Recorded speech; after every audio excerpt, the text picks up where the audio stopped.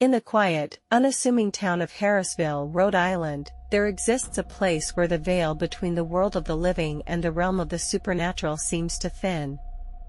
This place is an old farmhouse, a structure that has stood for centuries, bearing witness to countless stories of joy, sorrow, and, as some believe, unimaginable horror. The tale of the Perron family and their experiences within this house is one that has become legendary, a chilling narrative that blurs the lines between reality and nightmare. The year was 1971 when Roger and Carolyn Perron, along with their 5 daughters Andrea, Nancy, Christine, Cindy, and April moved into the farmhouse.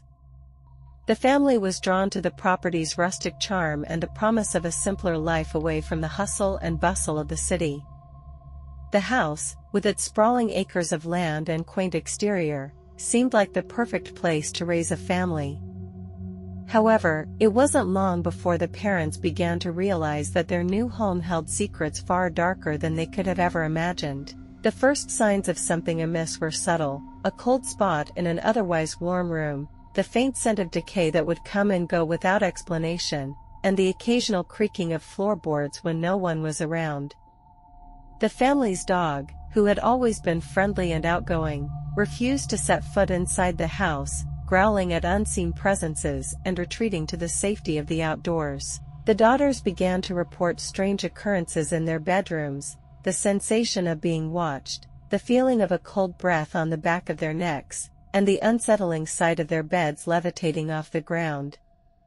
As the days turned into weeks, the strange happenings escalated into full-blown terror. The girls would wake up to find mysterious bruises on their bodies, and their hair would be tugged by unseen hands. The sound of disembodied footsteps echoed through the halls at night, and the faint whisper of a woman's voice could be heard, murmuring words that were both chilling and incomprehensible. Carolyn, the mother, began to exhibit alarming behavior, speaking in a voice that was not her own, displaying inhuman strength, and seeming to be under the influence of an unseen force. The family's desperation grew as the hauntings became more violent and frequent. They sought the help of the local church, but the blessings and prayers offered by the clergy seemed to have little effect on the malevolent presence that had taken hold of their home.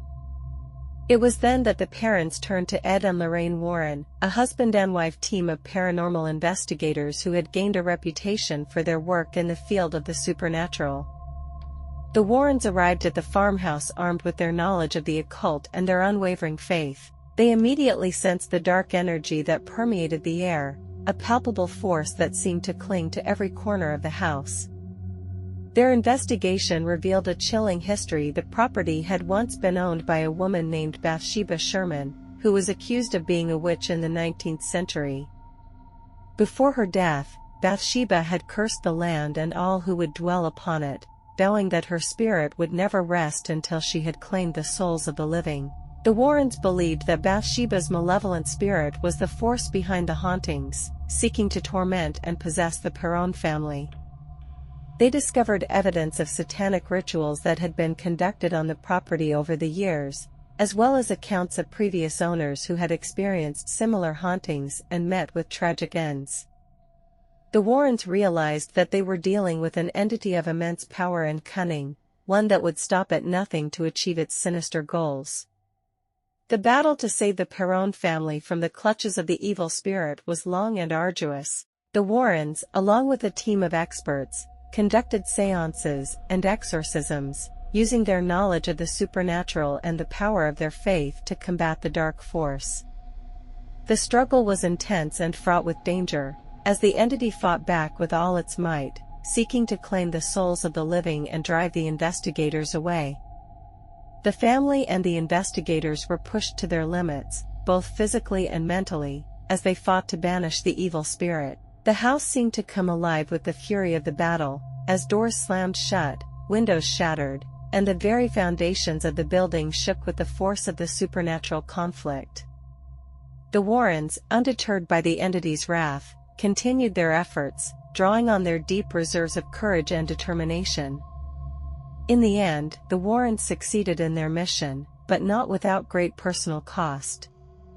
The family was left shaken but alive, their ordeal a testament to the power of faith and the resilience of the human spirit. The farmhouse, though cleansed of its immediate evil, remained a place of darkness, its history forever stained by the events that had unfolded within its walls. The story of the Perron family serves as a chilling reminder that sometimes, the most terrifying horrors are not the ones we imagine but the ones that lurk in the shadows of reality.